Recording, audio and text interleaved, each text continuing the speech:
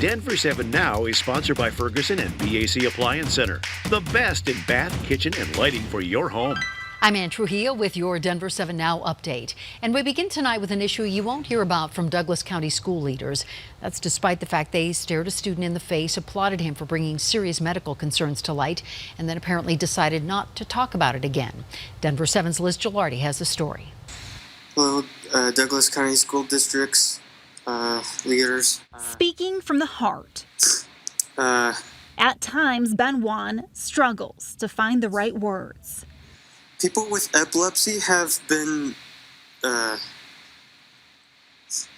discriminated against. Ben is a senior at Mountain Vista High School. He started having seizures when he was 3 years old. That's when he was diagnosed with epilepsy. His family would later find out he has a rare gene mutation. We've found great success with cannabis. Medical marijuana. It's why Ben went before the Douglas County School Board 2 weeks ago. The school does not allow medical marijuana to be stored on site or administered by staff. Today, myself and other like me need immediate access to our life-saving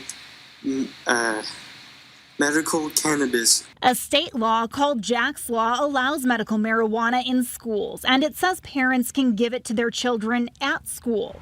Douglas County is okay with that. But a recent amendment goes a step further. It lets the school keep that medicine in a locked area. It also gives permission to nurses or staff to administer medical marijuana, as long as the district adopts the policy. Ben's mom, Amber, says they've been fighting with the district for more than a year. We've given them every reason why they can do this legally. After Ben spoke, they had reason for renewed hope. So I want to first of all commend you.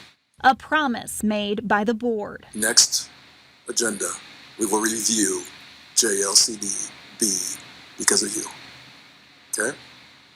Because you have been very brave. That meeting happens tonight, and it's not on the agenda. The district said in a statement, since the meeting, a complaint has been filed with a state regulatory agency against the district. When you tell a child in school that you're going to do something for them and then you don't do it, yeah, that's going against your word. That was Liz Gilardi. It is the Denver Metro's final frontier. Open sky, empty roads, tall grass as far as the eye can see. You sort of see the setting for a country song. Well, developers see a perfect place to set up shop, and tonight it's even closer to becoming a reality. $25 million is coming to rebuild I-70 in Piccadilly, an interchange that is key to making the Aerotropolis work. Denver 7's Jason Grenauer has the blueprint. A quiet rural road, an intersection with only one stop sign. The important thing isn't what's here, though. It's what's coming next. This is the epicenter of development. The intersection of Piccadilly and Colfax, right next to I-70, sits in the southern part of the coming Aerotropolis, nearly 21,000 acres of developable land south of DIA. That intersection just received a $25 million grant for improvements from the Federal Department of Transportation. This will realign the road.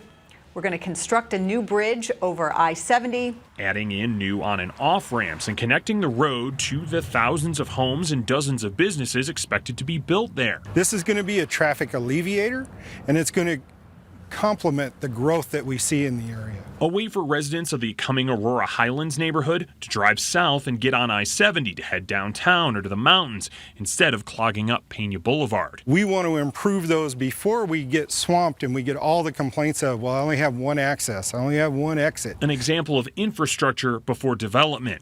A lot of development. Ground was broken on housing last September, businesses are going through permitting, and some dirt is already being moved.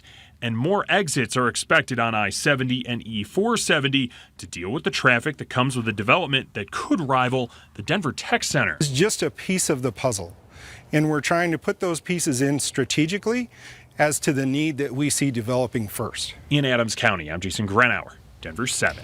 And we can't talk about the development around the airport without talking about the development going on inside. As of tonight, divorce proceedings have been finalized between DIA and the original contractors for the big terminal renovation. Though their relationship has ended, we'll, I guess, have the memories of namely noisy and messy construction and delays. Sometimes you have to spend money to make money, or in the case of RTD, lower fares to bring in first-time riders. Tonight, the board of directors will discuss a 6-month pilot program that could offer discounts to N-Line passengers. That would presumably take effect whenever the N-Line actually opens. Last we heard, it was set for August of 2020, roughly 2 years behind schedule. An Aurora charter school will get a little extra time to prove it deserves to stay open. A former employee of Aurora Community School told us enrollment numbers are so bad, staffers were going door to door to convince families to sign up. Well, still, the Aurora Public School Superintendent is showing them mercy, and at tonight's meeting, he is expected to recommend their charter be revoked if they cannot prove to having at least 120 students enrolled by April and 240 by June. The superintendent considers this a take-it-or-leave-it deal. Next year, Colorado voters will likely be given the opportunity to ban non-citizens from participating in our elections. At least that's what the organizers want you to think. Now, it's called Initiative 76. It calls for changing the state constitution from the phrase "every citizen may vote" to "only citizens may vote." And keep in mind, it won't actually change the law, because either way, though, more than 200,000 signatures were submitted today to get this on the ballot. And here's what supporters told us about their intentions. If right now, if we're going to allow anyone else who's not a U.S. citizen to participate in our elections, that essentially cancels out what might be a U.S. citizen vote. This is going to make sure that their vote counts. Well, the signatures have to be verified. And again, it is already illegal for non-citizens to vote in our elections.